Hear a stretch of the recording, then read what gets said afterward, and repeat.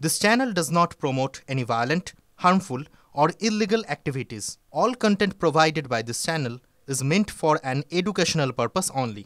আর এই মুহূর্তে আরো একটা ব্রেকিং নিউজ, ভোটমুখী বাংলায় মুর্শিদাবাদে তৃণমূল কর্মী খুনে নয়া মোড়। তৃণমূলের উল্টো দাবি করছে পুলিশ।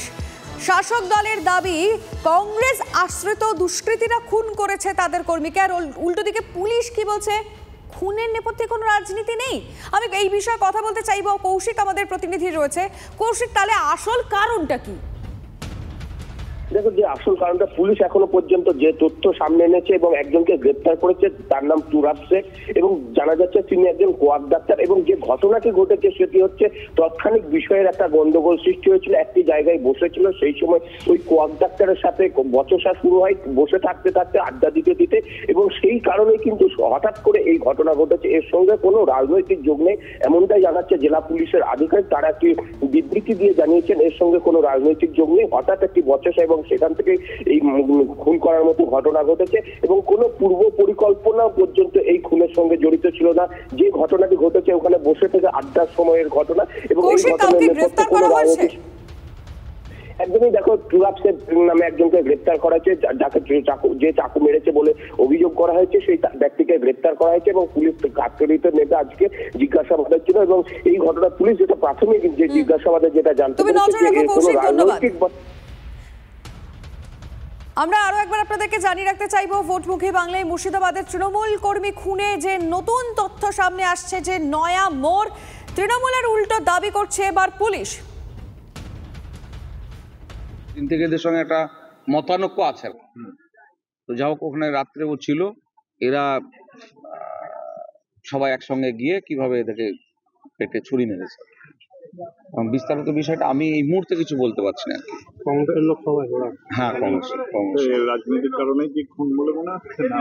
মানে এই রাজনীতি তো করে ওরা, কংগ্রেসের লোকেরা, আমরা টিএমসির লোক, যার ফলে একটু তো মতানৈক্য ছিলই, আছেই আর কি। উনি কি করতেন? আপনার শালক নাকি? আমার শালা হচ্ছে, উনি টুকটাক ব্যবসা বাণিজ্য করে।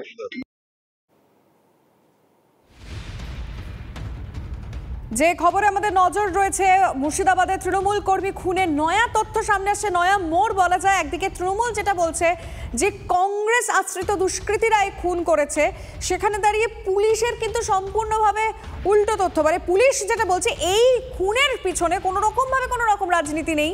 তৃণমূল কর্মী হায়াতুল্লাহ শেখ খুনে গ্রেফতার করা হয়েছে, একজনকে গ্রেফতার করা হয়েছে। বচসা থেকেই উত্তপ্ত হয় পরিস্থিতি, আর তারপরই খুন বলে দাবি পুলিশের। মালদার কালিয়াচকের সালিশি সভায় জোড়া খুনে গ্রেফতার তৃণমূলের বুথ সভাপতি। দলের 2 কর্মীকে খুনের ঘটনায় অবশেষে গ্রেফতার তৃণমূলের 13 জন নেতাকর্মী।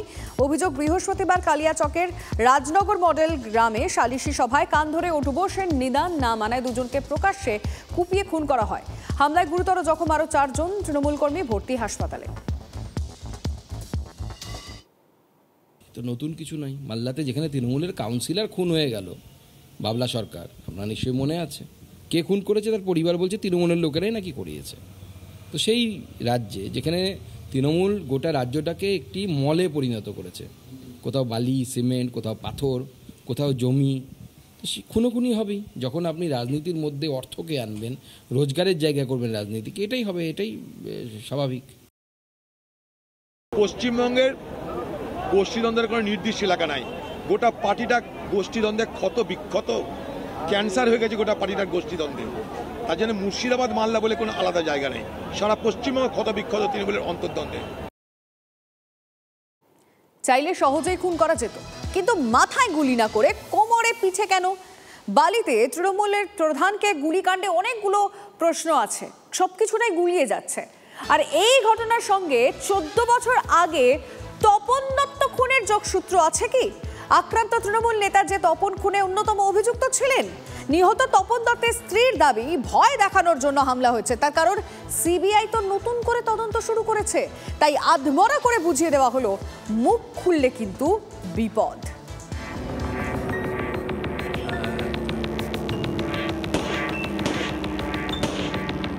তৃণমূলের পঞ্চায়েত প্রধানকে ঘিরে ধরে গুলি বৃষ্টি, কিন্তু মাথায় নয়, গুলি লাগলো কাঁধ আর কোমরে।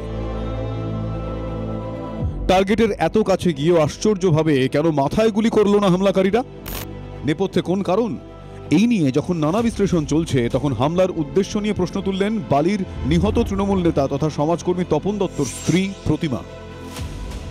কোনো ব্যাপার ছিল না যে রিভলভার দিয়ে বুকে মাথায় গুলি করে দেওয়া, কিন্তু গুলি করে এই যাতে বেঁচে যেতে পারে সেই জায়গাটা ওরা ঠিক করে রাখলো। তার মানে ওকে ভয় দেখালো যে মুখ খুলো না, মুখ খুললে তোমারও এরকম হবে। কিন্তু কেন প্রতিমা এই প্রসঙ্গে মুখ খুললেন? 2011 সালের 6 মে গুলি করে খুন করা হয় তপন দত্তকে। পরিবেশকর্মী খুনে সিআইডির চার্জশিটে অরূপ রায়, কল্যাণ ঘোষ সহ হাওড়ার একাধিক তৃণমূল নেতার সঙ্গে নাম ছিল সাপুইপাড়ার বসুকাঠির বর্তমান প্রধান দেবব্রত ওরফে বাবু মণ্ডলের। পরে অতিরিক্ত চার্জশিটে অরূপ, কল্যাণদের মতো তার নামও বাদ পড়ে। হাওড়ায় সাপুইপাড়ায় মধ্য জয়পুরে জলাভূমি রক্ষা কমিটির প্রধান মুখ ছিলেন তপন দত্ত। পরিবেশকর্মী খুনে একের পর এক অভিযুক্তর নাম বাদ যাওয়ায় সিআইডি তদন্তে অনাস্থা জানান তপন পত্নী প্রতিমা। সিবিআই তদন্তের আর্জি জানিয়ে আদালতে দ্বারস্থ হন তিনি। 2022 সালের 9 জুন সিবিআই তদন্তের নির্দেশ দেয় কলকাতা হাইকোর্ট। প্রতিমা দত্তের দাবি, সম্প্রতি এই মামলায় সক্রিয়তা বাড়িয়েছে কেন্দ্রীয় এজেন্সি। তার আরও দাবি, এতে ভয় পেয়ে বাবুর মুখ বন্ধ করতে হামলা হয়। বাবু মণ্ডলকে জিজ্ঞাসাবাদ করা হচ্ছে, সেহেতু তাতে যারা এই কাজটা করেছিল, যারা প্ল্যানটা করেছিল, তারা ভয় পাচ্ছে। তারাই বাবু মণ্ডলকে মানে চুপ করে থাকার জন্য এই আঘাতটা দিল। আক্রান্ত তৃণমূল নেতা দেবব্রত মণ্ডলের পাশের পঞ্চায়েত এলাকায় বাড়ি তপন দত্তর। স্থানীয় বিজেপি নেতৃত্বের অভিযোগ, পুকুর ভরাটেও যুক্ত তৃণমূল প্রধান।